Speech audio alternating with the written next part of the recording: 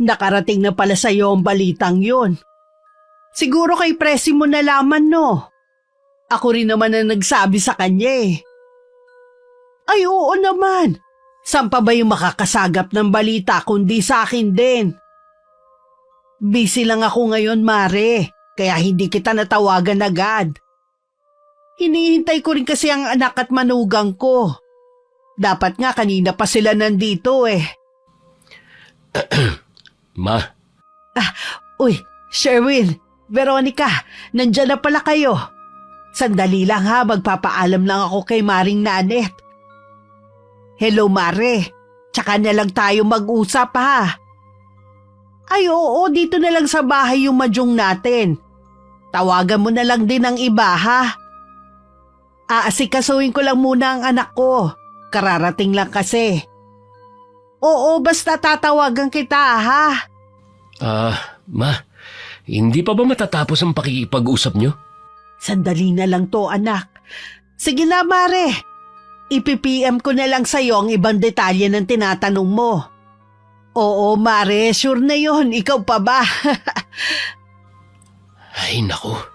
Sana hindi na lang tayo pumunta rito. Matatapos na rin makipag-usap ang mama mo. Huwag ka nang mainip. Sige na, bye na muna ha. Tsaka na lang tayo mag-usap. Basta ayos na ang usapan natin ha. Oo na, tsaka na lang tayo magtsikahan kapag kumpleto na tayo para mas masaya. Sige na, ibababa ko na to. Ay, pasensya na kayo, iho. Ang tagal na kasi naming hindi nakakapag-usap ni Maring Nanet eh. Ay, akala ko bukas pa kayo matatapos eh. Ikaw talaga, yun na nga lang ang libangan ko. Ang makipagkwentuhan sa mga amiga ko, nagagalit ka pa. Minsan na nga lang kami pumunta rito. Busy pa kayo sa pakikipag-chismisan. Hindi chismis yun ah. Teka, bakit ngayon lang kayo dumating? Kanina pa kasi ako naghihintay eh. Kasi busy kami. May dala po kaming pasalubong sa inyo, ma. Salamat iha, naalala niyo ko kahit papano. Tara na sa kusina. Kanina pa ako nagpahanda kay Marie eh. Akala ko kasi parating na kayo. Kaya lang nainip ako kaya nakipag-usap muna ako kay Maring Nanet. Tsaka naman kayo dumating tapos minamadali mo pa ako, Sherwin, na tapusin ang pakikipag-usap ko. Kumain na po tayo. Kanina pa kami nagugutom eh. Hindi pa naman ako nag-almusal. Bakit hindi ka nag-almusal? Veronica, hindi mo ba nilulutuan ang anak ko ha? Nagluluto naman po. Mula bata at kahit dalagat binata ng mga anak ko, lagi ko pa rin silang pinagluluto ng almusal. At kahit masama ang pakiramdam ko, bumabangon pa rin ako para magluto. Ma, kaya lang naman po ako hindi Kapag nag-asawa ka na, dapat alam mo nang kasama sa obligasyon nating mga babae ang pagsilbihan ng asawa natin. Kahit pa may trabaho tayo. Ma, ngayon lang naman na hindi. Teka lang iho, mamaya na nagsasalita pa ako eh. Ikaw, Veronica, matagal na kayong kasal ng asawa mo. Hanggang ngayon ba hindi mo pa alam ang obligasyon mo? Alam ko naman po, kaya... Yun naman pala eh. Dapat hindi na mauulit na hindi kakain ng almusal ang asawa mo. Opo, ma. Mabuti naman. O tayo na sa kusina. Nagugutom na rin ako kanina pa eh. Mabuti pa nga po. Parang lalo ako nagutom sa mga sinabi nyo eh. Likas na sa iba ang pagiging madaldal at hindi nauubusan ng sasabihin. Yun nga lang iba-iba rin ang ugali ng mga tao. Hindi lahat kagigiliwan ng pagiging madaldal. Minsan may dulot din itong kapahamakan sa atin. Magandang araw, Miss Gwen. Tawagin niyo na lamang akong Veronica. 31 years old. May asawa at isang anak. Gusto ko pong magbahagi ng aking karanasan na may kinalaman sa kababalaghan. Na may ilang taon na rin ang nakakalipas. Sana katulad din ng iba ninyong istorya, kapulutan din ito ng magandang aral ng inyong tagapakinig. Sigurado naman inibago ka kapag nasa bahay ka na lang. Ilang taong ka ba naman na puro trabaho eh? Yan nga rin pong sabi ni Sherwin sa akin, Tay. Sana nga makabuo na kayo. 5 taon na din kayo mag-asawa eh. Yun nga po ang dahilan kung bakit tumigil na ako sa pagtatrabaho. Tinutukso na nga po ako ng mga kaibigan ko eh. Yung iba kasi, bagong kasal lang, nabuntis na agad. Huwag mo sanang mamasamay ng sasabihin ko ha.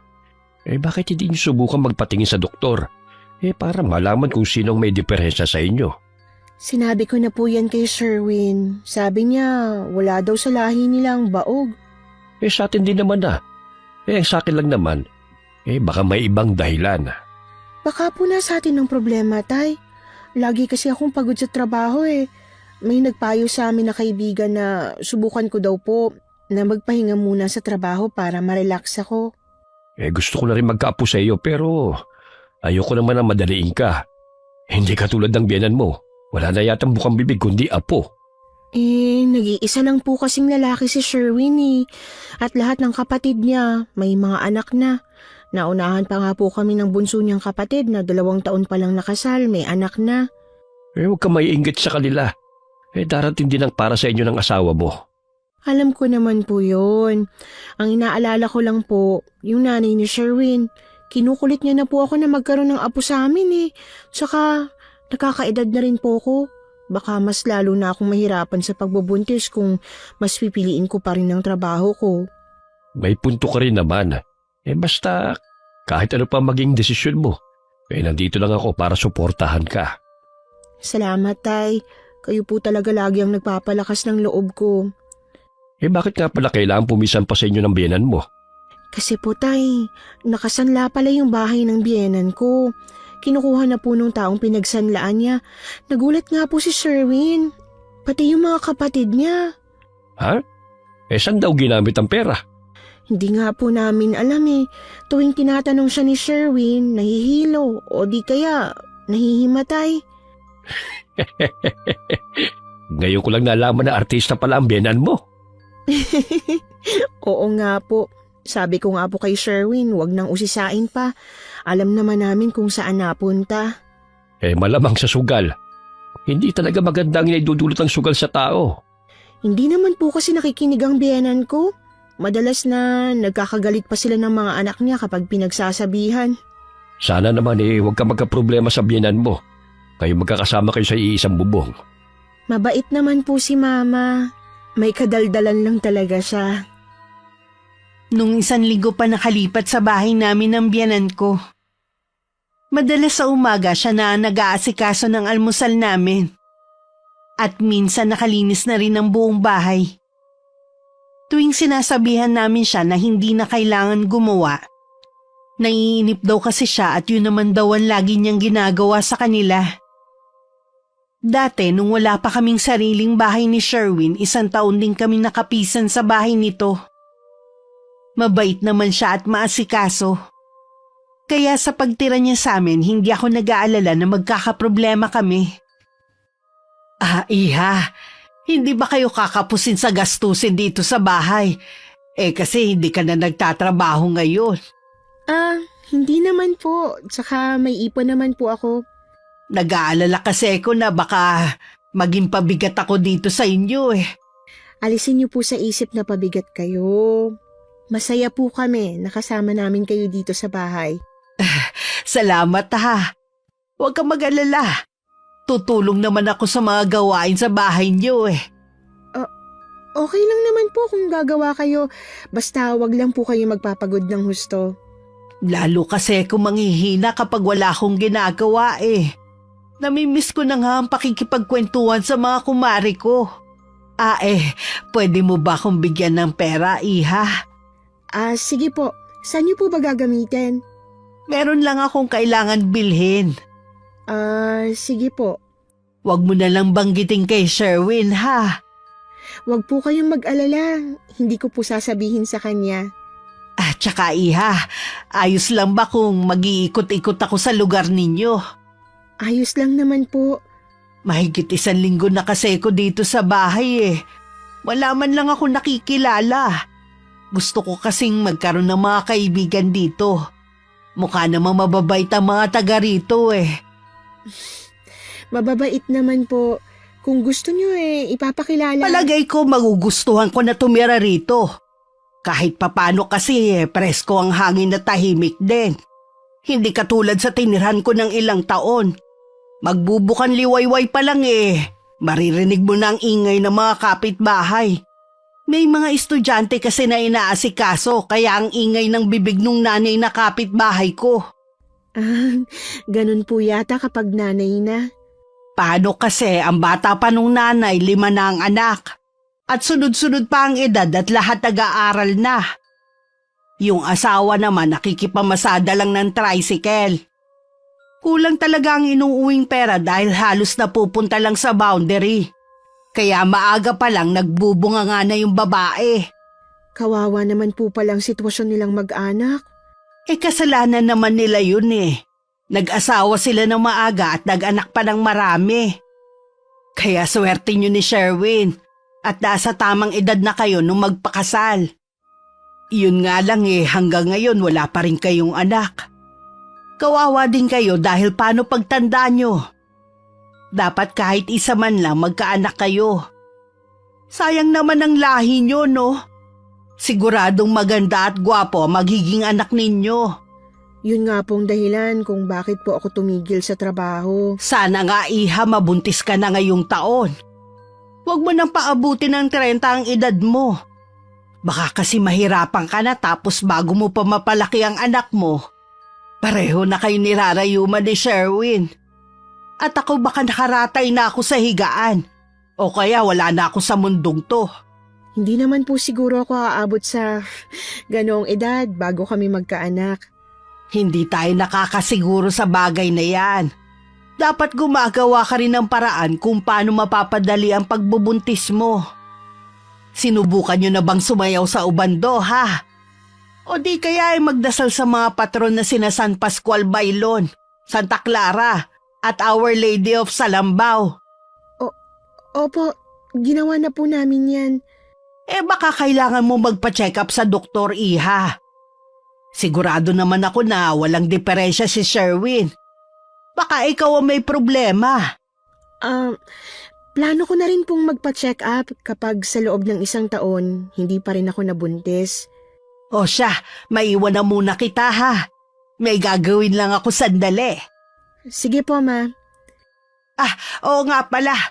Ako na lang ang bahala magluto ng hapunan natin, ha? Ano bang gusto mong ulamin? Meron pa po akong baka sa ref na pwede... Alam ko na. Mag-iihaw na lang ako ng isda. May malapit na bilihan dito sa inyo. Bibili na lang ako mamaya, ha? Okay lang ba sa'yo yun? Okay lang po, ma. Wala naman pong problema sa akin. Sige. Maiwan na kita, ha? Parang ako ang napagod sa dami ng sinabi ng biyanan ko. Sa kabila ng ganong pag-uugali niya, masasabi kong maswerte pa rin ako.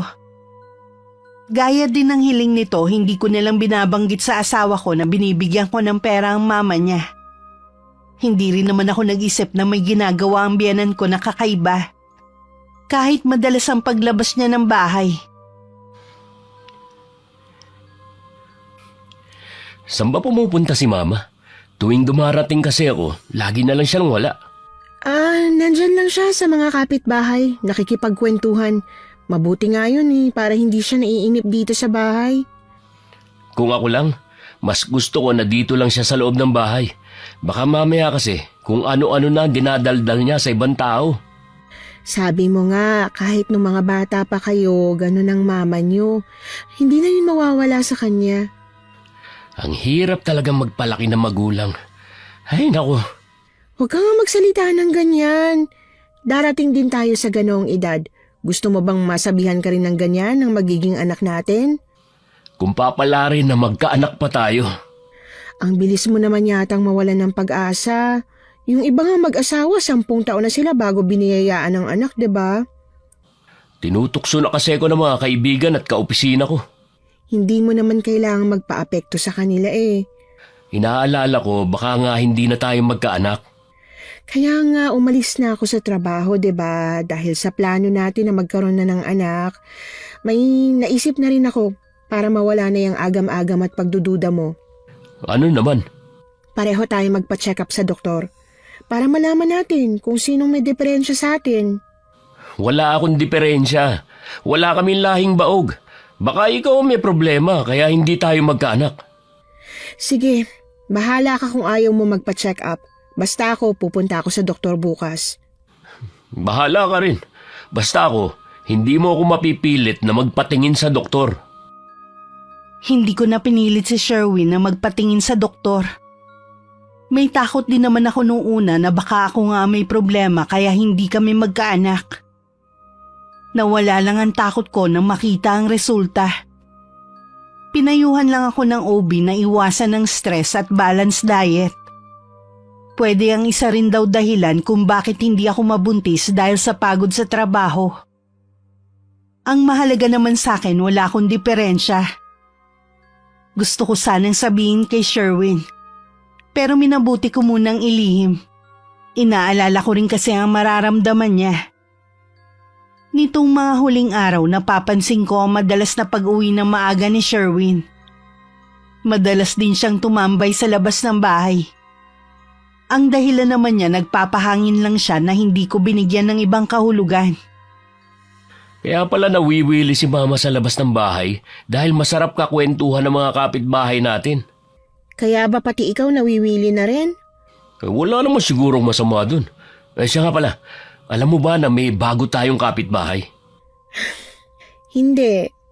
Alam mo naman na bihira akong lumabas eh. Kung may pupuntahan man ako, kinatatay lang. Malamang alam ni Mama dahil lagi siyang nasa labas. Alam mo ba kung kaninong bahay laging nandun si Mama?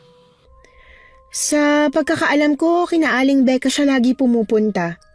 Ang layo naman pala ng nararating ni Mama. Malayo ang bahay ni Aling Becca, ha? Sinabihan ko nga siya na huwag magpapaabot ng gabi dahil malayo nga yung bahay natin doon. Nakakalimutan daw niya ang oras eh. Baka mamaya may ginagawa na namang kababalagan si Mama kaya lagi siya nandun. Hindi ko alam kung meron dong pasugalan. Wala naman kasi akong nababalitaan eh. Paano? Lagi ka lang nagkukulong dito sa bahay. Alam mo naman na kailan lang ako pumirmi dito sa bahay. Hindi naman siguro masama kung gusto ko lang mag-relax muna. Siya nga pala. Nakapagpatingin ka na ba sa doktor? Oo. Okay naman. Iwasan ko daw ma-stress. Ang ibig sabihin, walang nakitang diferensya sa'yo? Oo. Kaya kung ako sa'yo, magpatingin ka na rin. Wala namang mawawala eh. Saka na siguro. Busy pa ako eh. Sabihan mo lang ako para masamahan kita. Laging masigla ang asawa ko nitong mga nakaraang araw.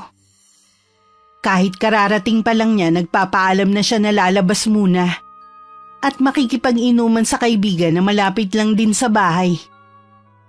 Hindi naman ako nagkahinala sa kanya na baka meron na siyang ginagawang milagro. Isang araw naisip kong dalawin si Itay na nasa barangay ding yun. Pero malayo lang sa bahay namin. Nagulat ako sa sinabi nito tungkol sa biyanan ko. Sigurado po ba kayo sa nakita niyo? Oo naman. Ilang beses ko na siyang nakita. Malapit kasi doon ang bahay ng batang ginagamot ko.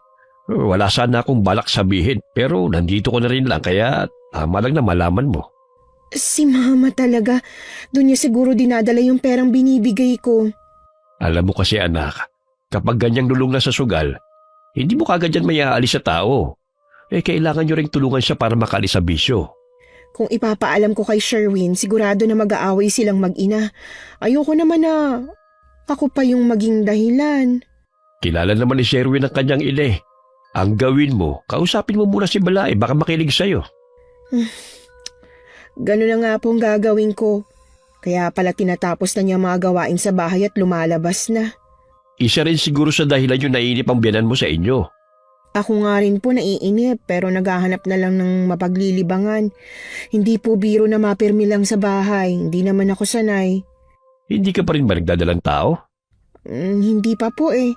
Nagpatingin na rin po ako sa doktor. Wala pong problema sa akin. Si Sherwin kaya? Ayun po, nagmamatigas pa rin. Ay, bahala na nga siya.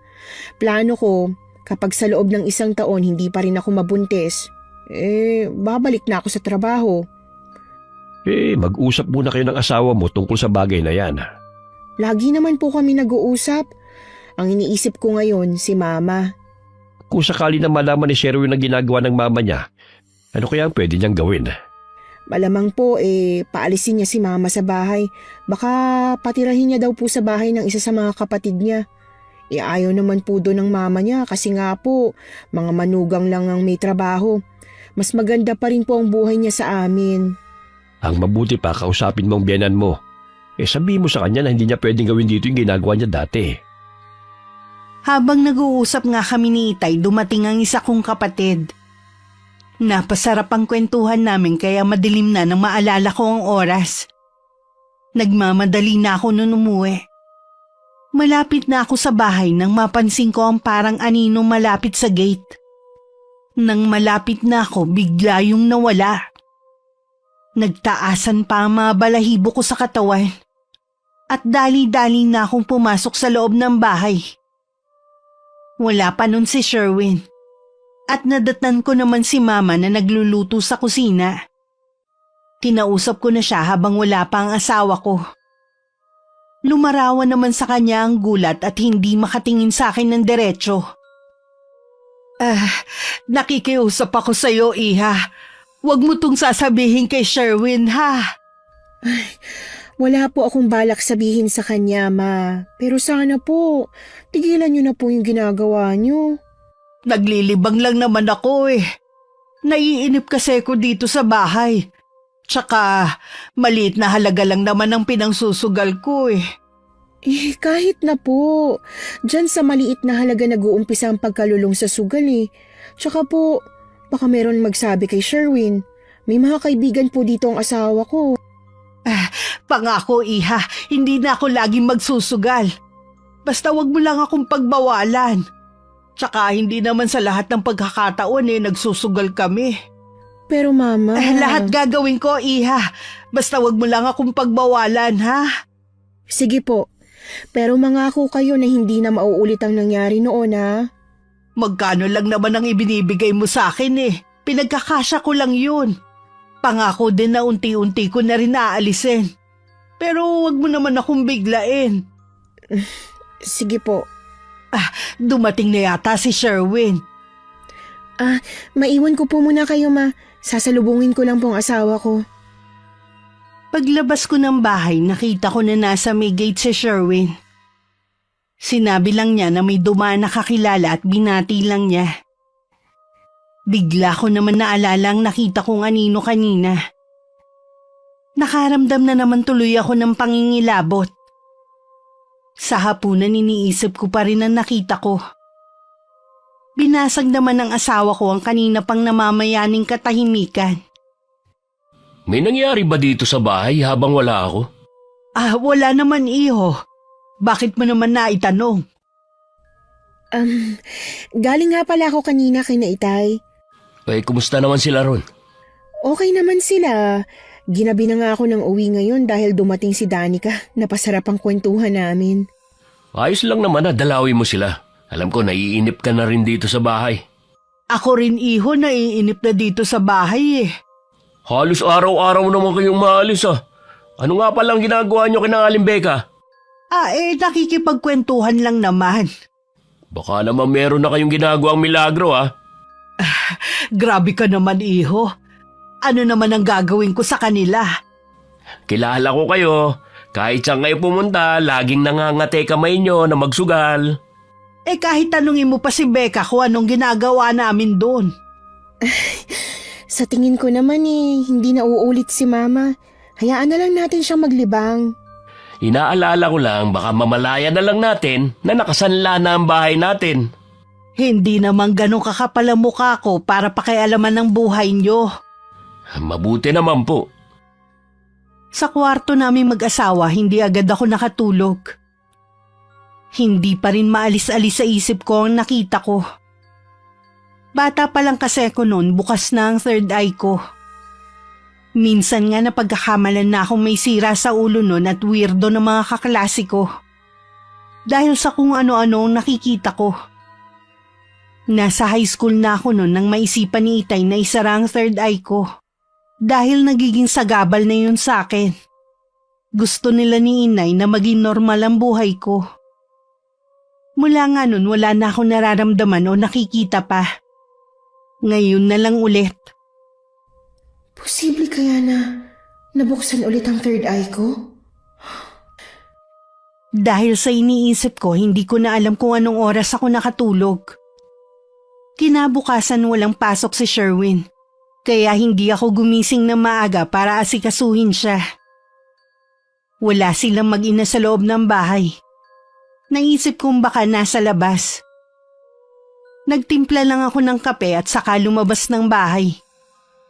Nakita ko pang pumasok ng gate namin ng asawa ko at mukhang masaya. Oh, mabuti, gising ka na. Nauna na kaming kumain ni Mama. Maaga kasi siyang umalis eh. Saan siya nagpunta? Doon sa kapatid ko. Mamayang hapon naman nandito na rin siya. Ah, talaga? May kausap ka ba sa labas? Oo, yung kapitbahay natin. Meron lang tinanong sa akin. Bakit nga pala tinanghali ka ng gising ngayon? Hindi kasi ako nakatulog kagabi eh. Bakit? May problema ba? Hindi ko kasi alam kung paano sasabihin eh. Ngayon ka pa mag-aalangang magsabi matagal na tayo nagsasama. Tingin ko kasi bukas na ulit ang third eye ko. Oh, bakit mo naman nasabi? Di ba sabi mo, sinara na yan ng tatay mo noon pa? Oo nga, kaya hindi rin ako sigurado. Baka namamalikmata lang ako kagabi. May nakikita ka na naman ba? May nakita kasi ako kagabi na anino sa labas ng gate. Nang malapit na ako, bigla na lang naglaho. Baka nga namamalikmata ka lang. Kung sakali na maulit, sabihin mo na agad sa akin. Oo, nagtataka nga ako bakit ngayon lang ako nakakita mag-aapat na taon na tayo sa bahay na to. Sabi mo sa labas ng gate, hindi kaya ligaw na kaluluwa lang yon? Posible nga. Tatanungin ko na lang kay Itay kung posible bang bumukas ulit ang third eye pagkatapos ng ilang taon. Hindi pa nga tayo sigurado kung totoo nga ba nakita mo o namamalikmata ka lang. Ano, hindi ko na muna sasabihin? Oo, saka na lang. Kapag sigurado na tayo. Kapag nagsabi ka, sasamahan kita. Gusto ko rin kasing marinig ang sasabihin niya. Sana nga namamalikmata lang talaga ako. Alam mo namang takot ako na bumalik na naman yung dati na kung ano-anong nakikita ko. Huwag kang matakot. Nandito ako. Lagi ko na lang aagahan ng uwi. At saka nandito naman si Mama eh. Nang sumunod na gabi, nakita ko na naman ang itim na anino. Napatili na lang ako at tinawag ko si Sherwin. Lumabas naman siya ng gate namin at matagal din bago bumalik. Ngayon ako nakakasigurong bumalik na nga ang third eye ko. Nakitaan ko naman ng simpatya ang biyanan ko dahil ganun din daw ang nasira nitong asawa. Mabuti na nga lang daw walang nagmana sa mga anak niya. Naiintindihan kita, Iha. Nung nabubuhay pa nga ang asawa ko lagi ko yun namumura kapag sinasabi niyang nakakakita ng nilalang na hindi namin kauri. Nagtataka naman po ako kung bakit bumalik ulit ang third eye ko. Matagal na ito naisara ni Itay Hindi kita masasagot sa bagay na yan, Iha. Baka po naligaw lang yun dito sa atin. Kasi sa labas naman lagi nakikita ni Veronica eh. Pwede rin naman. Tsaka mabuti kung walang makakaalam. Alam mo naman ang mga tao. Hindi naman katulad natin na naiintindihan ang kalagayan ng asawa mo. Nakikiusap po ako sa inyo, Mama. Itikom niyo ang bibig niyo sa mga bagong kakilala niyo sa lugar na ito. Maaasahan mo ko sa bagay na yan, Iho. Alam ko naman ang hindi dapat sabihin sa iba, no? Bukas magpapausok ako para itaboy kung ano bang nilalang yun. Mabuti pa nga, Iho. Kahit ako kasi kinikilabutan na rin Para tuloy ayoko na umuwi ng gabi. Hindi naman kayo dapat nagpapagabi sa labas hindi kaya kayo nagdala dito ng nilalang na yun? Baka sumabay nung umuwi kayo. Tumahimik ka nga dyan. Huwag mo akong pagbibintangan dahil wala akong third eye para magsama ng hindi nating kauri. Ngayon lang kasi nangyari to Matagal na po kami sa bahay na to. Ngayon lang may nangyaring ganito. Tigilan mo nga ako, ha? Hindi na ako natutuwa sa mga sinasabi mo. Huwag mo namang sisihin si Mama. Wala naman siyang ginagawang masama eh. Tama. Ikaw talaga, Sherwin. Wala nang respeto sa akin bilang nanay mo. Pasensya na, Ma. Nadala lang ako eh. Ewan ko sa'yo. Mula nang tumira ako sa bahay na to pakiramdam ko nag-iba na ang trato mo sa akin. Ano bang nagawa ko sa'yo, ha? Ma, Nagagalit ka pa rin ba dahil sa pagkakasanla ng bahay natin? kahit sino naman, Bahay naman namin yun ng papa niyo, ha? Wala kang karapatan na magalit sa akin. Huwag mo sanang kakalimutan na dahil sa akin kaya ka nasa ganyang kalagayan. eto na naman kami. O ayaw mo na pinagsasabihan ka? Porke matanda ka na at may sariling trabaho. Pwede ba, Ma? Ang pinag-uusapan natin, yun nangyayari kay Veronica. Bakit kailangan mo isingit ang sa inyo? Nakakainis ka na kasi Yung mga sinasabi mo sa akin. Humingi na po ako ng pasensya eh. Nagdadrama pa kayo. Kita mo nga yung pananalita mo sa akin. Bahala ka na nga sa buhay mo. Hindi mo na nga talaga ako kailangan dahil matanda na kayo. Wala nang may kailangan sa akin. Ma, sandali lang po. Huwag muna kayo umalis. Hayaan mo na muna ang mama mo. Magpapalipas lang yun ang sama ng loob. Ikaw naman kasi, alam mo namang maramdamin si mama kung ano-ano pang sinabi mo. Nakakainis na minsan ang kadramahan niya eh. Ganun talaga ang matatanda. Hindi ko pa makausap si Itay kasi tuwing pupunta ako sa bahay namin, lagi siyang wala. Sabi ng kapatid ko, laging sinusundo para manggamot. Nagbilin na lang ako na kung pwede si tatay na lang ang pumunta sa bahay kapag hindi na siya busy. Habang pauwi ako, napansin kong iba ang titig sa akin ng mga tao. Titingin sa akin tsaka magbubulungan pagkatapos. Ramdam kong ako ang pinag-uusapan nila. Hanggang sa makita ko ng mga tsismosa nagkukumpulan sa tabi. Malakas nilang pinarinig na ako nga ang pinag-uusapan nila. Sa sobrang hiya, mabilis na akong umuwi. Nang umuwi si Sherwin, sinabi ko sa kanya ang tungkol sa mga nalaman ko. Tingin sa akin ang mga tao dito. Nababaliw na dahil kung ano-ano daw ang nakikita ko. Malamang si Mama na naman ang nagpakalat niyan. Kahit kailan talaga, hindi niya mapigilan ang kadaldalan niya. Huwag ka mag-alala. Kakausapin ko si Mama pagdating niya. Ano nang gagawin natin? Huwag mo nalang pansinin ang sinasabi ng ibang tao. Wala naman silang ambag sa buhay natin eh. Kung magpapa-apekto ka, lalo ka na lang nilang pag-uusapan. Mali nga yata na tumigil ako sa trabaho. Akala ko ba gusto mo na magkaanak tayo? Tapos ngayon nagsisisi ka na, umalis ka sa trabaho? Mas lalo kasi ako nasistress dito sa bahay. Nakakainip na nga ang maghapon. Tapos makakarinig ka pa ng hindi maganda sa paligid mo. Kaya nga, wag mo na lang silang pansinin. Wala lang silang magawa. Kung gusto mo, paalisin na lang natin dito si Mama. Magagawa mo yun sa sarili mong ina. Pwede naman siyang tumira sa bahay ng isa kong kapatid eh. Ikaw lang kasi ang inaalala ko. Hindi yan ang nakikita kong solusyon. Likas na sa mama mong pagiging madaldal. Siguro, ang gawin na lang natin, wag na tayo magkwento ng tungkol sa nangyayari sa atin para wala na siyang mapagsabihan. Sige, kung yan ang tingin mong makakabuti, basta magsabi ka lang kapag napuno ka na ha. Ayoko naman na nahihirapan ka sa sarili nating bahay dahil kay Mama. Nandyan na yata si mama. Narinig ko may nagbukas ng gate eh. Dito ka muna sa kwarto. Kakausapin ko lang si Mama. Tumangulang ako at saka lumabas ng silid namin si Sherwin. Inayos ko naman ang pagkakahiga ko. Nakakaramdam kasi ko ng pagkahilo kahit nakahiga na ako. Ilang araw ko na itong nararamdaman. Siguro sa ilang araw na lagi akong puyat. Hindi ko rin maiwasan na mainis sa ibang tao. Wala nang ang simpatya sa kapwa nila pag chichismisan pa talaga ako. Naiiling na lang ako. Pumikit na lang ako at baka sakaling mawala ang hilong nararamdaman ko. Di ba sinabihan ko na kayo, Ma, na huwag kayo magpapaabot ng dilim sa labas? Pasensya ka na, iho. Napasarap kasi ang kwentuhan namin ng mga kaibigan ko eh. Kwentuhan o tsismisan? Pareho lang yun. Teka nga lang, bakit magalit ka na naman? Bakit kailangan nyo pang ipagkalatan nangyayari kay Veronica? Pinag-uusapan tuloy siya ng mga tao. Pasensya ka na, iho.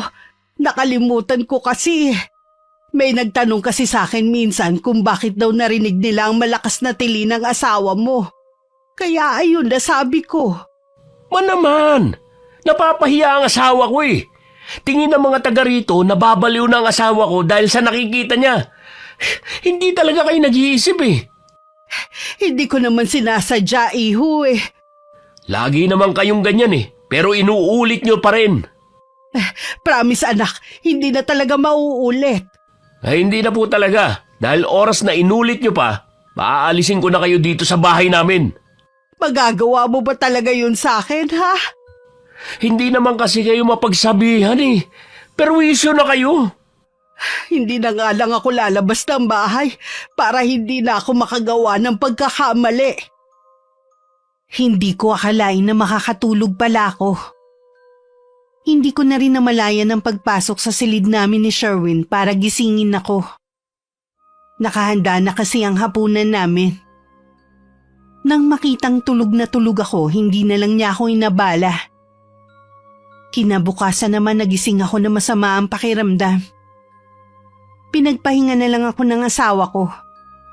Baka dala lang daw yun ang nalaman ko kaya mabigat ang pakiramdam ko.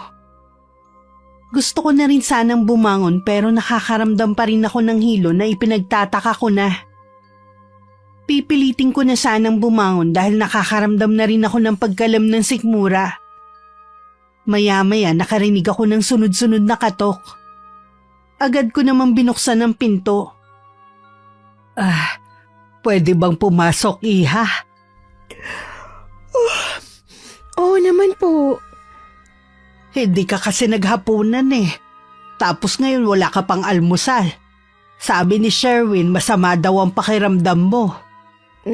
Medyo nahihilo nga po ako kagabi pa. Hindi kaya buntis ka na, iha? Hindi pa naman po siguro kasi hindi naman po ako naduduwal eh. Baka po yung ilang gabing kulang ako sa tulog kaya ako nahihilo. Hindi naman lahat ng buntis nakakaramdam ng pagduduwal eh. Malay mo naman, iha, buntis ka na talaga. Para makasiguro ka, magpa-check up ka na agad. Sige po ma, magpapacheck up po ako ngayon. Sasamahan kita kung gusto mo. Wag na po ma, magkikita rin po kasi kami ng mga dati kong katrabaho. Baka po hapon na ako makauwi. Sana nagdadalang tao ka na. Siguradong matutuwa nito si Sherwin. Wag po muna tayong umasa. Mahirap po kasi kung mabigo na naman tayo.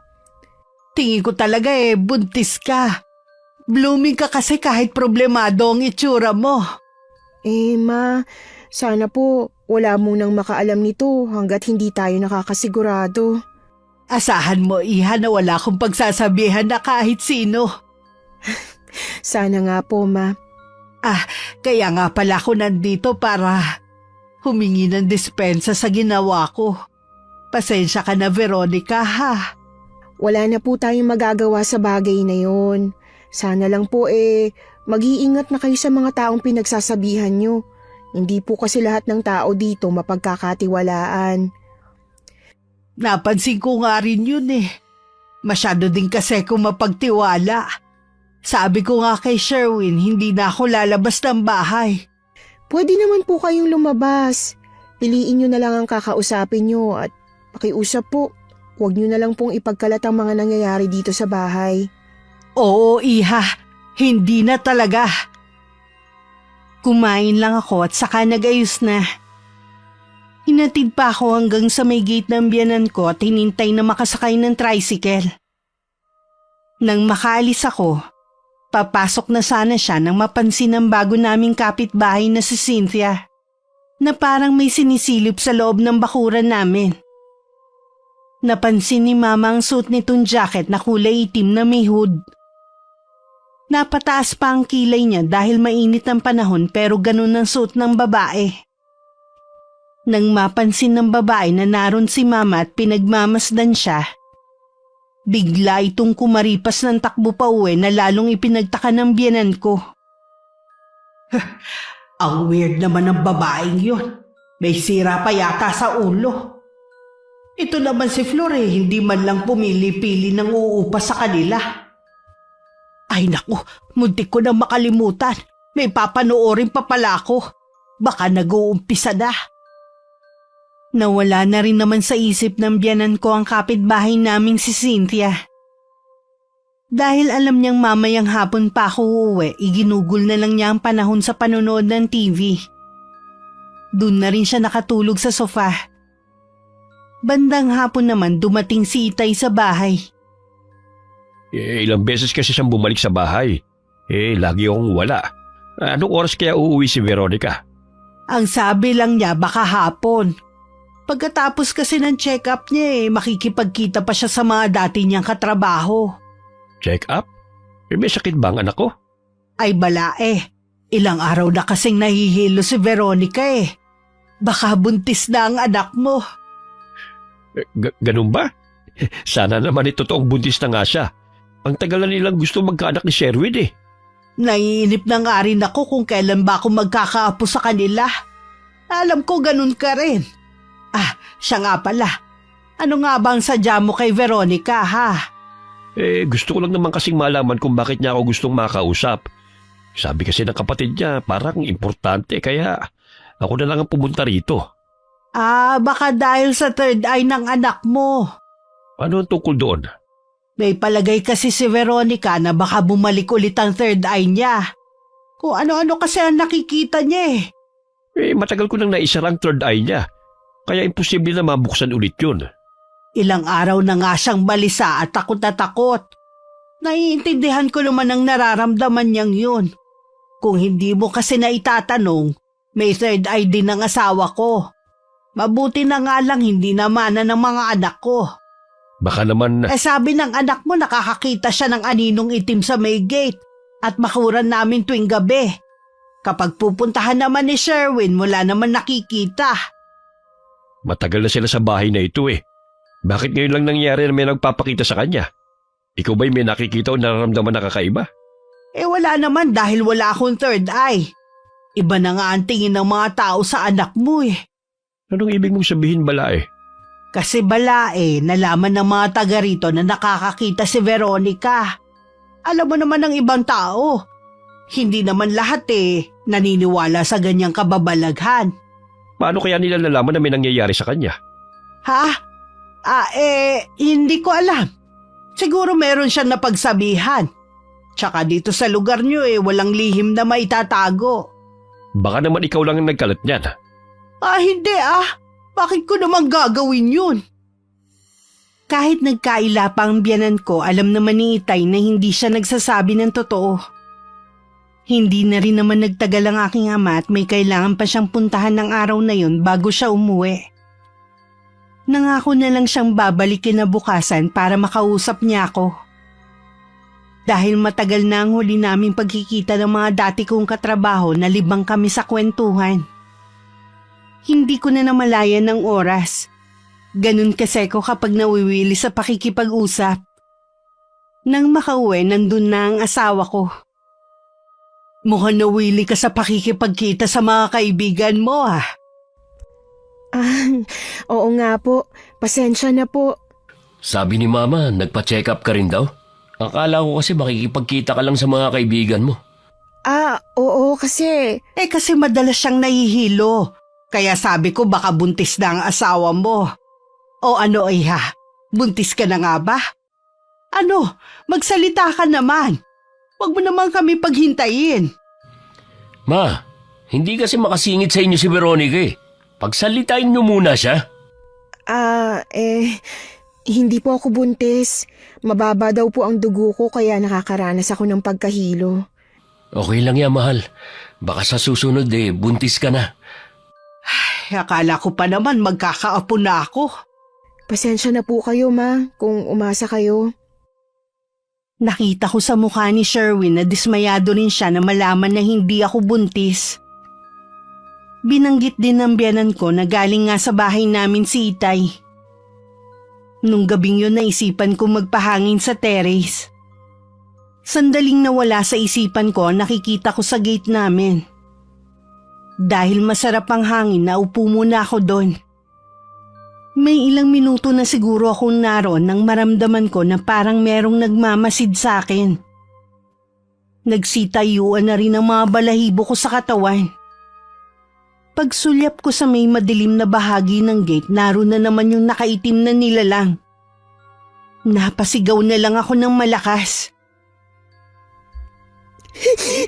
Sigurado ako sa nakita ko. Mas malinaw yung figura niya ngayon at nakatingin siya sa akin.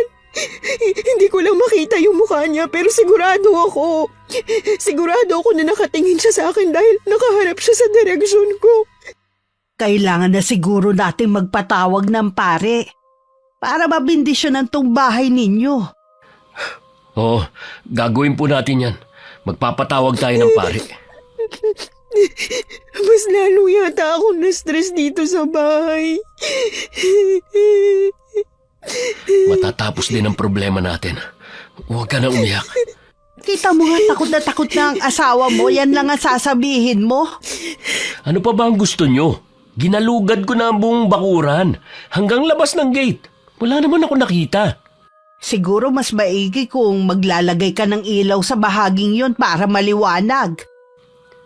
May poste naman po sa labas. Hindi nga umaabot ang liwanag dito sa gate nyo Mabuti pang lagyan mo na lang. Oo ma, gagawin ko po kapag may oras ako. Mabuti pa, Iha, magpahinga ka na sa kwarto ninyo. Iwasan mo na lang na lumabas kapag ganitong gabi na. Hinatid lang ako ni Sherwin sa kwarto namin at nagpaalam na lalabas muna. Meron lang daw siyang titingnan. Kahit nagbilin siya na magpahinga na ako, hinintay ko pa rin siya ng 2 oras. Pero hindi pa rin siya bumabalik. Hanggang sa inantok na rin ako. Kinabukasan kahit mabigat ang katawan, bumangon pa rin ako para ipaghanda ng almusal si Sherwin. Gising na rin ng mga sandaling yun ng biyanan ko na agad akong kinumusta. Okay naman na po ang pakiramdam ko. Sigurado ka ba na okay ka na? Oo naman. Basta sa lalong madaling panahon, lagyan mo na ng ilaw ang parteng yon. Kahit kasi ako natatakot na rin Baka po mamaya o bukas ko lagyan. O paano? Alis na ako. Tapos ka na ba agad kumain? Oo, baka malate din kasi ako sa trabaho Mag-iingat ka ha. Iha, pagkatapos nating mag-almusal, pwede ka muna magpahinga. Hindi na po ma. Gusto ko sanang maglakad-lakad sa labas. May gusto lang akong tingnan. Sigurado ka, Iha? Opo. Di sige, sasamahan na rin kita. Sa may bakuran lang naman kami hanggang sa labas ng gate. Tumayo ako mismo kung saan ko nakita ang nakaitim na nilalang na yun. Hindi ko na alam kung anong iisipin ng mga sandaling yun. Pakiramdam ko lalong nagulo ang tahimik kong buhay kung kailan napirme ko sa bahay. Binasag naman ng biyanan ko ang pananahimik ko. Kilala mo na ba si Cynthia, Iha? Ayun yung babaeng nakatingin dito. Kilala ko lang po sa mukha. Cynthia po pala ang pangalan niya. Ewan ko ba, mabigat ang dugo ko sa kanya. Naman, mukha namang mabait yung tao Huwag kang basta-basta magtitiwala sa mabait na itsura. Madalas kaya sila ang may tinatago. Mabuti pa po pumasok na tayo. Pupunta nga po pala sila Itay ngayon. Bago kami pumasok sa gate, nilingon ko muna ang babae. Nakatingin siya sa akin. Ngumiti ako pero wala siyang reaksyon. Dahil hindi ko namang kilala ang babaeng yun, hindi ko siya masyadong inisip. Pero hindi si Mama. Kita talaga sa kanya na ayaw niya dun sa babae. Sabi ng mga kakilala ko dito sa lugar nyo, Mailap daw talaga ang Cynthia na yon. Para bang takot sa tao? Tsaka, bakit naman niya naisip na dito mangupahan? Ang dami naman sa ibang lugar. Baka po dito niya nagustuhan sa lugar natin. Sabi niyo nga, tahimik ang lugar namin at mababait naman ang mga tao. Hindi ko lang kasi maiwasan na magtaka eh. Dahil malayo ang lugar na to sa pinapasukan niyang trabaho. Ano po bang trabaho niya? Waitress daw sa isang restaurant. Isa pa yan sa pinagtataka ko eh. Ang mahal kaya ng upa niya sa bahay. Magkano lang ang sahod sa trabaho niya? Di ba nakakapagtaka yun? Malay niyo naman po marami siyang racket. Iba talaga ang kutob ko sa babaeng yun. Bakit ka naman natatawa? Daig niyo pa po ang naglilihi Halata na mainit ang dugo niyo sa tao kahit wala namang masamang ginagawa sa inyo. Aalamin ko kung anong tinatago ng babaeng yon. Ay naku ma, hayaan niyo na lang po siya. Gusto ko lang naman malaman kung taga saan ang babaeng yon. Hindi ko naman siya guguluhin eh. Hinayaan ko na lang si Mama kung ano ang gusto niyang gawin. Mag-isa na lang ako sa bahay. Hindi ko alam kung magtatagal ba si Mama sa labas. Ilang sandali lang naman dumating na rin si Itay. Nagmano muna ako sa kanya at saka ko siya dinala sa terrace. Gusto ko kasing ituro sa kanya kung saan ko nakikita ang itim na anino. Sarado ng third eye mo kaya imposible na meron ka pang nakikita. Tsaka sabi mo, dito ko lang nakakaramdam. Ano po kayang nakikita ko? Wala akong nararamdaman na kahit na ano Hindi po kaya nasisiraan na ako ng bait? Huwag mo sabihin yan. Sigurado na merong paliwanag ang nangyayari sa'yo. Kailangan mo lamang maging matapang. Naalala ko po kasi yung nakaraan kung paano maging ibang tingin sa akin ng ibang tao. Kalimutan mo na yung nakaraan. Tapos na yun. Hindi na yun mangyayari. Naisip ko nga baka meron lang nang loloko sa'yo Sino naman pong gagawa sa akin nun? Hindi ko pa alam. Pero huwag mo munang sasabihin sa asawa at biyenan mo hanggat hindi tayo nakakasiguro. Sige po, Tay. Tuwing sasapit ang gabi, pilit ko nilalabanan ang takot na nararamdaman ko. Gaya ng araw na yun na wala pang asawa ko at ganun din ang biyanan ko. Lingid sa akin nasa malapit lang si Mama. Mula kasi nang makita niya nag-uusap ang asawa ko at ang kapitbahay naming si Cynthia nun, bigla siya nagkaroon ng pagdududa. Nang kalat na ang dilim, nakita ng biyanan ko ang isang taong nakaitim na naglalakad papasok sa gate namin. Hanggang makapasok yun. Hindi na siya nag-aksaya ng panahon. Agad niyang sinundan ng taong yun at nang makalapit, tinanggal niya ang hood nito. Ha, ikaw? Sabi ko na nga ba meron kang tinatago eh. Ikaw palang nananakot kay Veronica. Saan ka pupunta? Bumalik ka rito, babae ka! Nakauwi na ang asawa ko pero hindi pa rin dumarating ang biyanan ko. Noon lang din kasi inabot ng gabi to sa labas ng bahay. Kahit pagod, nagpresenta na lang na hanapin ni Sherwin ang ina. Pero lumipas na ang ilang oras, hindi pa rin sila bumabalik. Hindi ko na tuloy maiwasan na mag-alala. Bigla tuloy akong inatake ng takot. Tinawagan ko na si Itay na kung pwede pasamahan ako sa bunso kong kapatid. Pero nagulat ako sa sinabi niya na ipapasundo niya ako. At wag na muna akong magtanong. Alam niyo po ba kung nasaan ang asawa ko at biyanan? Alam mo bang may ibang babae ang asawa mo? Po? Imposible pong sinasabi niyo. Sino po bang nagsabi niyan sa inyo? Mismong biyanan mong nakahuli sa babae ng asawa mo at umamin na ito sa panloloong ginagawa niya sa inyo. Katrabaho po ba ni Sherwin yung babae niya? Hindi, Iha. Magugulat ka sa malalaman mo. Nasa malapit lang ang babae ng asawa mo. Ang mismong kapitbahay niyo na si Cynthia. Ang babaeng yun? Hindi ko maintindihan. Paano sila nagkaroon ng relasyon? Ayon sa babaeng yon, may 1 taon na raw silang magkarelasyon. Lumipat daw siya dyan para magkalapit sila. Baka raw kasi magtaka ka kung palaging gagabihin ng uwi ang asawa mo dahil sa pagkipagkita sa kanya. Mahayop sila! May dapat ka pang malaman, anak. Kahit ako, gusto ko silang durugin sa ginawa nilang yun sa'yo. Ano pa pong ginawa nila? Yung nakikita mo na nakaitim, si Cynthia yon. Pinapalabas lang nila na bumalik na yung third eye mo para pagtakpan ng panloloko nila sa'yo. Pinaniwala ka nila na may nakikita kang ibang nilalang para hindi mo mahuli si Sherwin kapag lumalabas siya ng gabi. Kaya pala ang tagal niya minsang bumalik. Ginawa pa nilang dahilan ng pagkakaroon ko ng third eye. Paano nila ako nagawang paglaruan?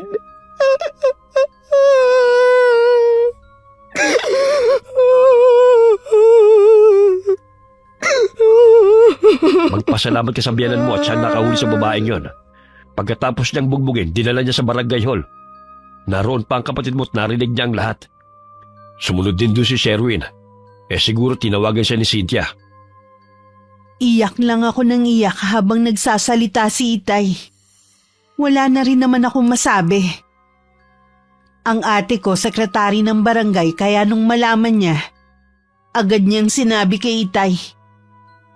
Hindi na rin muna ako pinayagang umuwi ni Itay ng gabing yun. Kahit gusto kong makaharap si Sherwin. Kinabukasan hindi siya pumayag na hindi siya kasama sa pag-uwi ko sa bahay namin. Naabutan ko pa si Sherwin at malakas na sampal ang binigay ko. Pinagsusuntok ko pa ang dibdib niya. Hinayaan lang naman niya ako hanggang mapagod ako. Paano mo ako nagawang lukohin, ha? Ginamit mo pang pagkakaroon ko ng third eye noon. Ang sama mo para pagmukain akong tanga. Ano? Habang takot na takot ako, tumatawa kayo ng kabit mo, ha? Magsalita ka! Patawarin mo ako, Veronica. Hindi ko naman sinasadya eh. 1 taon mo na akong niloloko at nagawa mo pang ibahay sa malapit ang kabit mo. Sasabihin mo ngayon na hindi mo sinasadya? Hanggang ngayon, gusto mo pa rin akong gawing tanga. Nagbayad na kami ng kasalanan namin. Napahiya na kami sa mga tao. Binugbog na ni Mama si Cynthia at posibleng mawalan siya ng trabaho. Tama lang na mapahiya kayo. Dapat pati ikaw mawalan ng trabaho dahil walang hiya ka. Patawarin mo na ako, mahal. Magsimula ulit tayo. Pangako, hindi ko na uulitin. Huwag mo akong matawag-tawag na mahal. Huwag mo rin akong mahawakan. Nandadiri ako sa'yo. Mag-usap naman tayo, please, Veronica. Kung kinakailangan lumuhod ako, gagawin ko. Kahit pa ulit-ulit ka pang lumuhod, hindi na nun mabubura ang ginawa mong kasalanan sa akin. Isinakripiso ko ang maganda kong trabaho para sa pamilya natin. Tapos ikaw, nagpapakasarap lang pala sa babae mo. Ang kapal ng mukha mo. Kung ganun, bakit ka pa bumalik dito sa bahay? Talaga bang inubos na ng babae mo ang laman ng utak mo? Ha? Natural! Nababalik ako dito para kunin ang mga gamit ko. Hindi ko na kayang matagalan yung pagmumukha mo. Kaya mula ngayon, hiwalay na tayo. Umalis ka sa daraanan ko! Veronica, nakikiusap ako. Pag-usapan natin to. Huwag mo namang sayangin ang 5 taon nating pagsasama dahil sa minsang kong pagkakamali. Malay ko naman kung minsan ka lang nagloko. Biruin mo, sa laki ng tiwala ako sa'yo. Napaniwala mo ako na bumalik ng third eye ko. Ikaw na asawa ko pa talaga manggagago sa akin.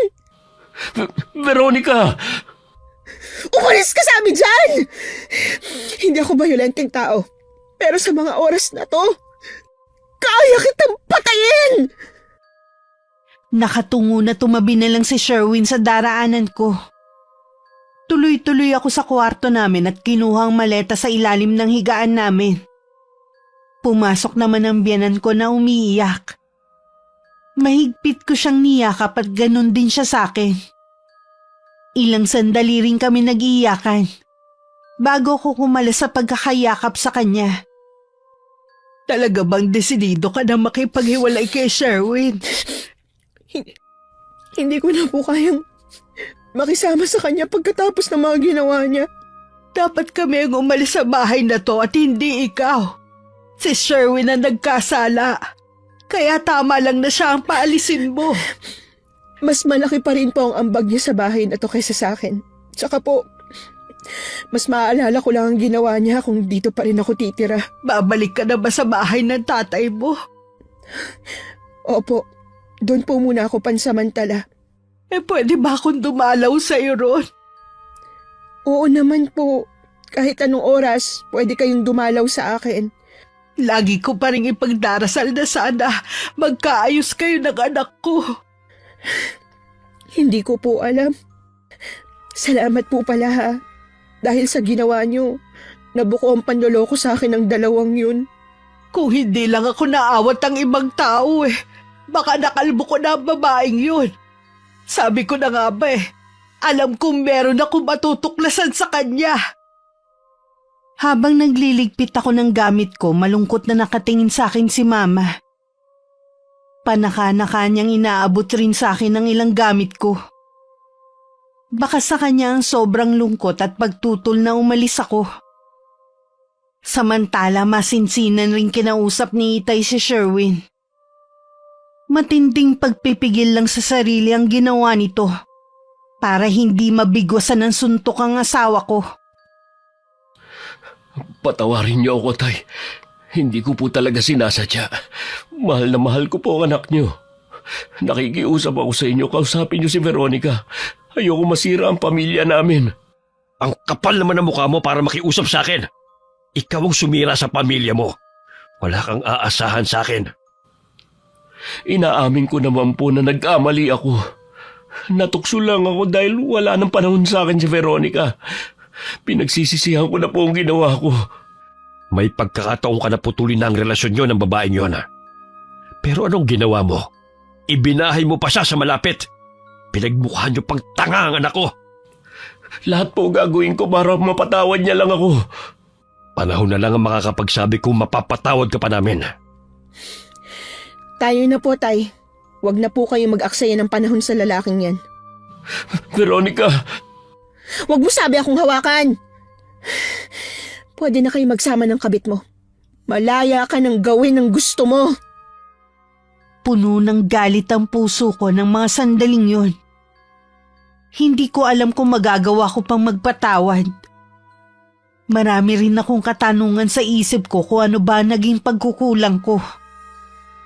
Ano ang nagawa kong kasalanan para danasin ng ganitong klaseng panloloko? Para madali akong makalimot, nagtrabaho ulit ako. Mabuti na lang may bakante pang posisyon para sa akin. Isinubsob ko na lang ang sarili ko sa trabaho. Gusto ko matutulog na lang ako pag uwi sa bahay. Kapag walang trabaho, lumalabas ako kasama ng mga kaibigan para gumimik. Pinagupitan ko na rin ang mahaba kong buhok na gupit lalaki. Para ako nagre-rebelde ng mga panahon na yun.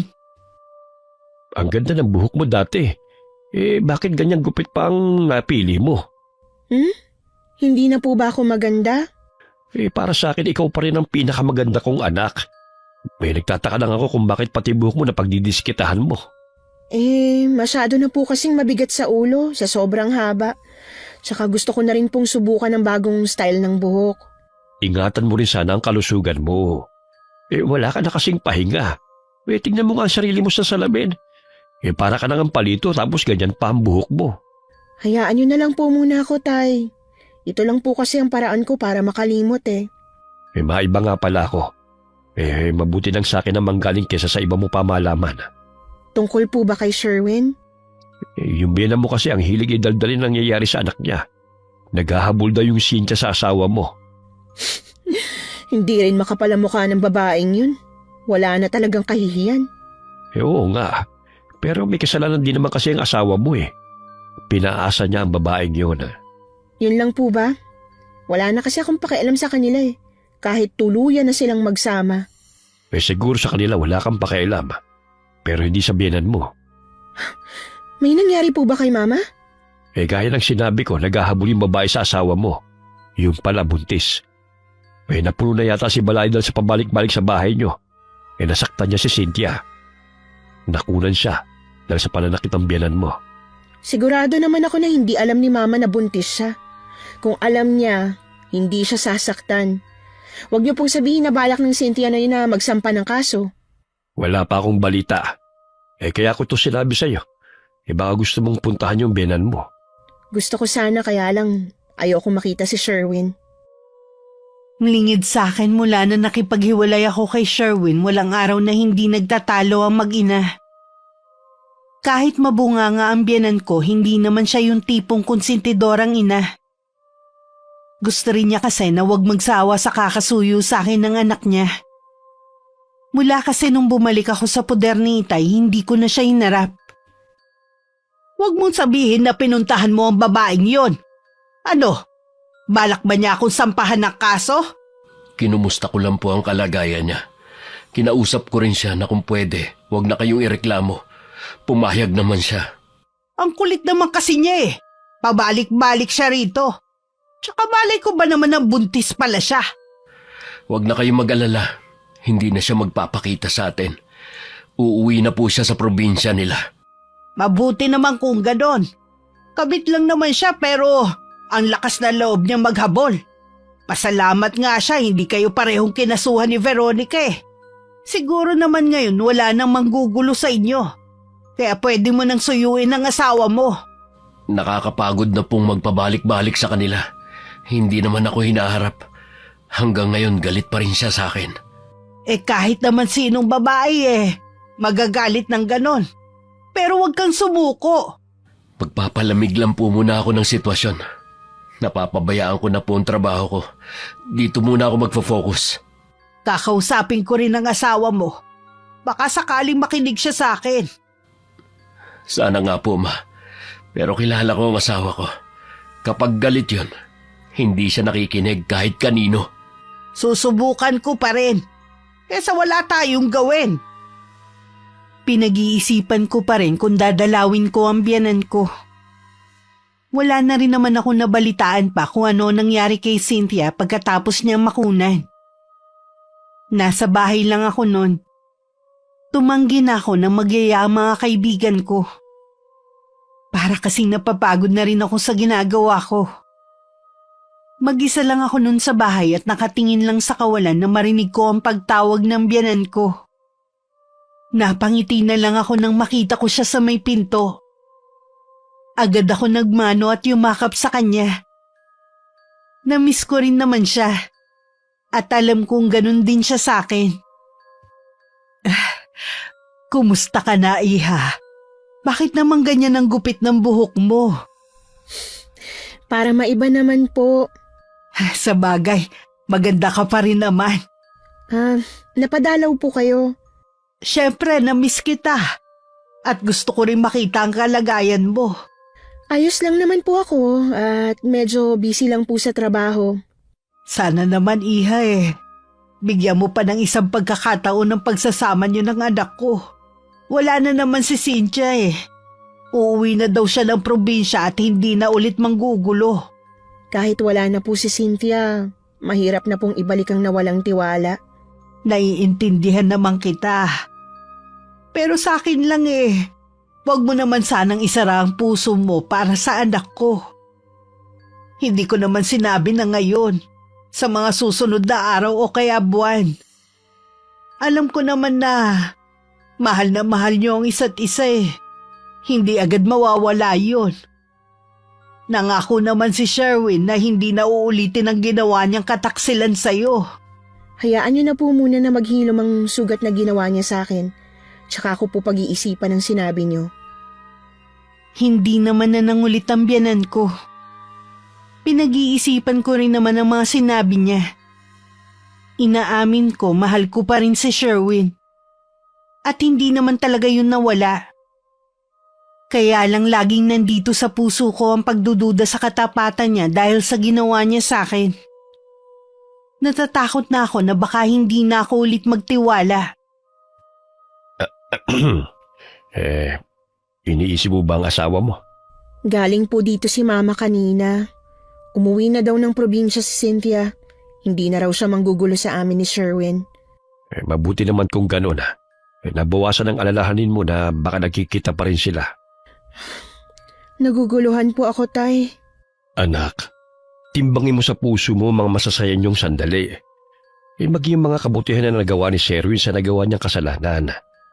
Ikaw lang kasi makakapagpasya kung tatanggapin mo pa ba siya ulit sa buhay mo.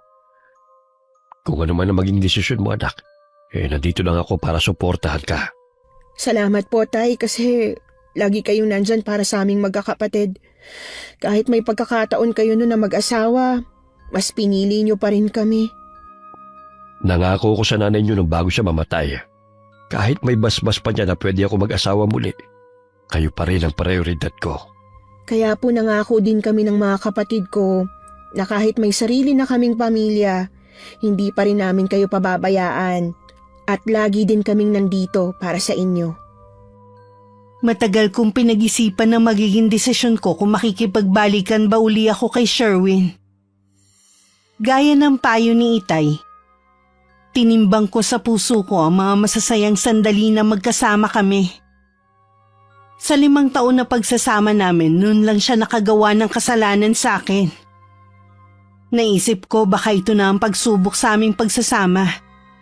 Kung gaano katatag ang pagmamahalan namin. May iba nga kahit ilang beses pang nakagawa ng kasalanan ng mga asawa nila. Paulit-ulit pa rin nilang pinapatawad at binibigyan ng isa pang pagkakataon. Bakit hindi ang asawa ko na alam ko namang labis na nagsisisi? Kaya naman nakipagbati na ako sa kanya at muli akong pumayag na magsama kami. Natutuwa ko, Iha, at nag-aayos na kayo ng anak ko. Naisip ko po na mas matimbang yung pagmamahal ko sa kanya kaysa sa nagawa niyang kasalanan. Tsaka alam ko po na hindi niya na ulit magagawa na pagtaksilan ako. Huwag kang mag-alala. Hindi na gagawin ni Sherwin ang ginawa niya giyon. Kapag inulit pa niya, sa akin na siya manadagot. Ma, ayos lang po ba kayo? Oo naman. Bakit mo na itanong? Dumudugo po kasi ang ilong niyo. Ha? Oo nga no. Baka dahil sa init kaya ako binabalingoy-ngoy. Teka, ikukuha ko po kayo ng yelo. Wag na, Iha. Hihinto rin ito. Ngayon lang po ba dumugo ang ilong niyo? Oo, sa panahon nga lang siguro. Napansin ko po kasi na namumutla kayo. Wala naman ako nararamdaman na kakaiba sa katawan ko eh. O kalang siguro ako maputla dahil sa mapusyawang kulay ng balat ko. Huwag ka na mag-alala sa akin. O kita mo, huminto na rin ang pagdurugo. Ngayon na nandito na po ako, huwag na kayong magpapakapagod sa gawaing bahay ha, ako na ang bahala. Pwede na kayong pumunta sa mga kaibigan nyo. Sa totoo lang, Iha, mula nang mawala ka, tinamad na rin akong lumabas eh. Maliban na lang kung sila mismo ang pumupunta dito sa bahay. Basta po kapag nainip kayo, pwede kayong lumabas. Kung kailangan nyo ng pera, magsabi lang po kayo sa akin. Salamat, Iha. Ang bait mo talaga. Kahit si Sherwin napansin na rin ang pagtamlay ng ina. Dati din malakas itong kumain. Ngayon naman laging tamilmil sa harap ng pagkain. Kahit tutol ang biyanan ko, dinala na namin siya sa doktor para maagapan ang anuman sakit niya. Nagkakaedad na rin kasi si Mama. Kaya kailangan talaga na ingatan na rin ang kalusugan nito. Niresetahan naman siya ng vitamins at para sa buto. Okay naman na resulta ng check-up niya. Akala namin bubuti na ang lagay ni Mama. Dahil may mga nireseta sa kanya ang doktor. Pero wala pa rin pagbabago rito. Baka kailangan lang makasagap ng sariwang hangin ni Mama. Dalhin kaya natin siya sa dagat. Magandang idea nga yan. Sige, sa linggo, dali natin siya sa dagat. Nilulutuan ko nga siya ng mga paborito niyang ulam pero ganun pa rin eh. Wala pa rin siyang ganang kumain. Di ba sabi naman ng doktor niya, kapag naubos ang gamot at vitamins ni Mama, ibalik natin siya. Baka pwede mag-request na palitan ng vitamins niya. O kaya, Ipatingin natin kay Itay si Mama. Baka mahiyang siya sa paraan ng panggagamot ng Itay ko. Pwede rin naman. Dinala nga namin sa dagat si Mama. Natuwa naman ito dahil taon na rin nung huli siyang pumunta sa dagat. Pag-uwi namin, sumigla naman siya at bumalik na sa dati niyang gana sa pagkain. Pero makalipas lang ang 1 linggo na namlay na naman ang biyanan ko. Ibinalik namin siya sa doktor pero wala naman nakitang diferensya sa kanya. Anong nararamdaman niyo, Ma? Wala naman ako nararamdaman na kakaiba sa katawan ko eh. Kayo lang tong OA ang pag-aalala. Nakikita kasi namin ang unti-unting pagbagsak ng katawan niyo. Tapos wala na naman kayong ganang kumain. Normal lang siguro to dahil nagkakaedad na ako. Bakit naman yung tatay ni Veronica? 68 na, malakas pa rin. Ikukumpara mo na naman ako kay Balae. May herbal yata yung iniinom eh. Ma, gusto niyo po papuntahin ko dito si tatay para matingnan kayo? Wag na, iha. Nakakaya naman sa tatay mo kung aabalahin pa natin eh. Wala naman talaga akong sakit. Magsasabi naman ako kung meron ako nararamdaman. Sige na nga po, magpahinga na po kayo. Sa labas lang kami ng asawa ko. Iniwan na namin si Mama sa kwarto niya. Palaisipan din sa akin kung ano nangyayari kay Mama. Wala naman siyang sugat sa katawan para masabi na merong sumasalbahe sa kanya. Nangangayayat nga lang siya at bumabagsak ang timbang. Palagay ko doktor talaga ang kailangan ng biyanan ko. Oh, ano iniisip mo? Baka espesyalista ang kailangan ni Mama. Pa-check up ulit natin siya para malaman ang tunay niyang sakit. Tatawag na lang ako sa opisina para magpaalam na hindi ako papasok bukas. Naisip ko nga na baka may kumukulam kay Mama. Pero wala namang siyang sugat sa balat. Hindi rin naman lumalaki ang tiyan niya. At hindi rin naglalagas ang buhok. Yun kasi ang senyales na merong kumukulam sa isang tao. Dahil sa nakasaradong pinto ni Mama ako nakatingin, hindi ko na napansin ang biglang pamumutla ng mukha ni Sherwin. Bigla niya kasing naalala ang pagbabanta ni Cynthia sa kanyang ina. Sinisisi kasi ng babae ang biyanan ko dahil sa pagkakabisto sa relasyon nila ng asawa ko. Pati ang kahihiyang ibinigay ni Mama at ang pagkakalaglag ng dinadala nitong sanggol. Mali sana ang iniisip ko. Hindi naman siguro pinakulam ni Cynthia ang mama ko. Kinabukasan sapilitan na naman namin dinala sa doktor si Mama. Hindi na rin niya maitago ang inis sa amin dahil pakiramdam daw niya. Parang gusto namin na magkasakit siya. Dahil maraming test ang kailangan gawin sa kanya pati loob ng katawan, kailangan siyang maiwan sa ospital. Umuwi muna ako para kumuha ng ilan niyang gamit. Sabi kasi ng doktor baka abutin pa ng ilang araw. Nang makuha ko ang mga kailangan ko sa bahay namin, dumaan muna ako sa bahay ni na Itay. Bigla ring nag-alala si Itay nang malaman niyang nasa ospital ang biyanan ko. Bigla po kasing nanghina si Mama at nawalan din ng ganang kumain. Ang laki nga po ng binagsak ng katawan niya. Ano bang sabi ng doktor? Yung una pong doktor na sumuri sa kanya, wala naman pong nakitang sakit kay Mama. Wala naman po kasing pagbabago kaya sa espesyalista na namin siya dinala. Ano raw ba ang nararamdaman niya? Wala naman daw po.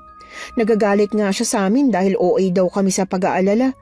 Kahit sino naman kasing makakakita sa kanya, iisipin talaga na may sakit siya. Sana gumaling na ang biyanan mo.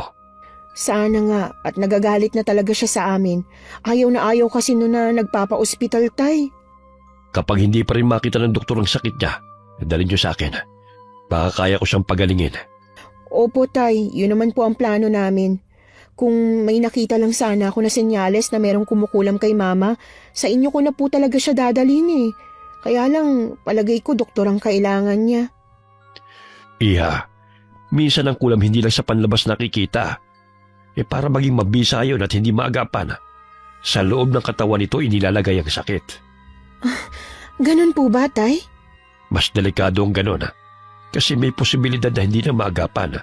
Kasi nga akala ng mga nakakakita simple karamdaman lamang. Sige po, Tay. Pupunta na po ako sa ospital. May itatanong din kasi ako kay Sherwin. Pagdating ko sa ospital, mahimbing na natutulog ang biyanan ko. Nang sulyapan ko siya sa higaan, pakiramdam ko lalo siyang tumanda. Dahil humpak na ang pisngi at kulubot na balat. Nakumpleto na rin naman ang test kay Mama. At hihintay na lang ang resulta bukas. May binanggit si Itay kanina. Hindi naman daw porke hindi nakikita sa balat ng tao walang kumukulam. May alam ka ba na nakagalit ng mama mo? Si Cynthia lang naman. At siya lang din ang nagbanta kay Mama. Anong klaseng pagbabanta? Naipaparanas din niya ang naranasan niyang hirap kay Mama. Hindi ko naman yun sineryoso. Lalo na umuwi na siya ng probinsya. Dapat pala talaga kay Itay muna tayo dumiretso. Kapag lumabas na ang resulta ng test kay Mama, kahit wala pang sinasabi ang doktor, ilabas na natin siya rito. Hindi ko alam kung mas gugustuhin ko na lang na may sakit ang mama mo kaysa malaman na merong kumukulam sa kanya. Kung sakali man na kinukulam si Mama, may tiwala naman ako na mapapagaling siya ng tatay mo. Oo naman. Bilin nga din ni Itay na doon na tayo dumiretso kapag nakalabas na tayo ng ospital. Pareho kaming hindi mapakali ng asawa ko. Laman ng isip ni Sherwin paano kung kinukulam nga ang kanyang ina. Walang dapat sisihin kundi siya dahil nadamay lang ang mama niya sa ginawa niyang kasalanan. Magkahalo rin ang nararamdaman ko. Dahil lang naman sa pagtatanggol niya sa akin kaya niya nagawang awayin ng kabit ng asawa ko. Alam ko namang hindi rin ito sinasadya na madamay pati ang sanggol na nasa sinapupunan ni Cynthia. Nang lumabas ang resulta gaya ng nauna, wala silang nakita na anumang sakit ni Mama. Nagmadali na rin kaming umuwi at sa bahay na lang ninaitay namin dinala ang biyanan ko. Nagtataka naman si Mama kung bakit dun namin siya dinala. Bakit dito niyo ako dinala? Wala kasi makitang sakit ang mga doktor na tumitingin sa inyo. Baka po kay tatay gumaling kayo. Hindi kita maintindihan. Ma, baka po kasi pinapakulam kayo ni Cynthia. Kasi pinagbantaan niya kayo dati. Ang babaeng yun. Siya na nga itong may atraso Ako pa talagang ipakukulam niya. Patawarin niyo ako, Ma. Kasalanan ko kung bakit kayo nadamay sa galit niya. Huwag mo nang isipin ang bagay na yon. Magaling ang balai ko. Alam ko magagawa niya akong pagalingin. Nasa na nga pala siya? Sinundo na po siya ni Veronica. Hintayin na lang natin sila. Ano kaya ang karamdamang ibinigay sa akin ng babaeng yun? Baka nasa loob ng katawan niyo. Hindi po kasi makita sa labas Mahusay siguro yung mangkukulam na nilapitan niya. Hindi kasi natin agad nalaman Siguro ang gusto niya unti-unti akong pahirapan hanggang mamatay. Ramdam ko na kasi ang pagkaparalisa ng buong katawan ko. Konting tiis na lang, Ma. Nandyan na sila, Veronica. Magagamot na rin kayo. Kahit si Itay nagulat sa nakitang itsura ng biyanan ko. Butot balat na lang kasi ito. Nakwento ko nga na hindi na ito makalakad at napakagaan lang ng buhati ng asawa ko. Kasing gaan na lang siya ng maliit na bata. Hinawakan muna ni Itay sa noo ang biyanan ko para kumpirmahin kung nakukulam nga ito. May kumukulam nga sa'yo, Balay. Ibigay mo lang sa akin ang tiwala mo na kaya kitang pagalingin. Oo, Balae. May tiwala ako sa'yo. Bakit umiikot yata ang paningin ko? Para akong inaantok. Matulog ka na muna. Paggising mo, magaling ka na. Tama po ba na si Cynthia ang nagpapakulam kay Mama? Oo, siya mismong may kaalaman sa kulam. Susubukan ko na makipagkasundo sa kanya para itigil ang pagpapahirap kay Balae. Kasalanan ko ang lahat ng ito. Iba nagbayad sa kagaguhan ko. Nung una ayaw pang makipagkasundo ni Cynthia sa aking ama. Pilit siyang nagmamatigas. Pero nang magpakawala ng malakas na orasyon si Itay, Nalaman nito na wala siyang magiging laban sa taglay na kapangyarihan sa panggagamot ng aking ama. Matatalo lang siya kung magmamatigas siya. At ibabalik sa kanya ang karamdamang ibinigay niya sa biyenan ko. Sa huli, kabutihan pa rin na nagwagi. Matulin na lumipas ang 1 buwan. Bumalik na sa dati ang sigla ng biyenan ko. Bumalik na nga rin siya sa pagsusugal niya. Nangako naman ng mama mo na hindi siya magpapatalo ng malaki. Libangan lang naman niya yun eh. Siguro nga hindi na talaga magbabago si Mama. Kapag nakapanganak naman na ako, nangako siya na titigil na sa pagsusugal niya at aalagaan na lang ako at ang magiging apo niya. Sa wakas, biniyayaan na rin tayo ng anak. Pangako ni Papa, magiging mabuti akong ama sa'yo at lalo pa akong magsisipag sa trabaho para sa inyo ng mama mo. Hindi ko sasayangin ang 2 pagkakataon na binigay ng mama mo sa akin. Naniniwala ako na mas lalo pang tumatag ang pagmamahala natin dahil sa mga pagsubok na dumating sa buhay natin. Sa problema na sumubok sa aming mag-asawa, masasabi kong mas naging matatag ang aming pagmamahalan. Bagamat may ibang tao kaming nasaktan, naniniwala kong ginawa lamang siyang kasangkapan para masubok kung hanggang saan ang pananalig namin sa may kapal. Masasabi ko ring mapalad ako sa pagkakaroon ng mabait at mapagmahal na biyenan. Sa paglipas ng mga taon, mas lalo ko pang minahal at pinahalagahan ng biyenan ko, Miss Gwen. Wakas. Okay, sana nagustuhan niyo ang kwento natin ngayon. Gusto ko nga palang magpasalamat kay Miss Anne sa pag-guest niya sa kwentong ito. Huwag niyo pong kalimutang mag-subscribe din sa channel niya, sa Miss Anne Horror Stories. Marami pong salamat. Shoutout po tayo. Shoutout kay Aprilyn Gliane. Belated happy birthday kay Mirna Alfaro. Hello kay Lisa Takada from Japan. Hi kay Aslam Lisa. Hello kay Nong Puamo. Hi kay J. Roven Gutan from Tuguegarao. Hello kay Romel Moreno from Quezon Province. Hi kay Dylan from Hong Kong. Hello kay Dayan Bautista from Australia. Hi kay na Maria Reg Picache, Leila Lominoque, Jamie Picache Morales, Clarence Josh Mantala, Hazel Joy Don, Ezekiel James Don, Sabrina Jazz Don from San Jose del Monte, Bulacan. Hello kina Althea Orada, Akisha Orada, Jocelyn Akuin Baluyot, Reynaldo Baluyot, and Patricia May Baluyot from Barangay EJ Dulay, Lawang Northern. Hi kay Dara Constantino from Dubai. Hello kay Sobrevilla Marisan. Hi kay Aljon Adolacion from Bitaoyan. Shout out sa Agodo family from Antipolo. Hello kay Inang Ausa from Batangas. Hi kay Myrna at sa mga kasama niya sa Kuwait. Ingat kayo palagi dyan. Hi kay na Jude Barros, Jelian, and PJ from Cabuyao, Laguna. Hi kay na Michelle Manuge at Rocky Manuge. Shoutout sa Chow Fan sa garahe na laging nakikinig. Hi kay Romalyn Lingatong from Bulacan. Hello kay Jimmy Tan from Kuwait. Hi kay Margarita Galang from Qatar. Hello kay na Jace, JC Ombao, and Toledo family. Hi kay Lynn Hasegawa. Hello kay Christian Parba from Jeddah, Saudi Arabia. Hi kay Jaira de la Peña from Cagayan de Oro, Mindanao.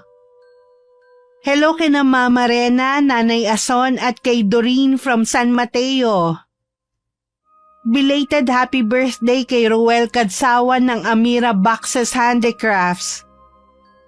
Happy birthday kay Leslie Maniego from Kabulusan, Pakil, Laguna. Hello kina George Ativo at sa cute niyang apo na si Ariana Walter from Northville, San Fernando, Pampanga. Hi kay G. Gabuay na nasa Saudi at sa asawa mo na nasa Czech Republic. Shoutout sa SM MOA Men's Shoes Department Pad B. Hello sa inyo. Hello kay Leonisa Cobo. Hi kay Josefina Fuelias from Pasig City. Hello kay Prince J from Giginto, Bulacan. Hi kay Miss Anne Gray from New Zealand.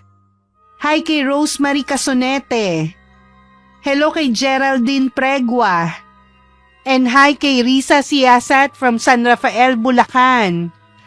Marami pong salamat sa patuloy na pagsuporta at pakikinig. Ingat. God bless.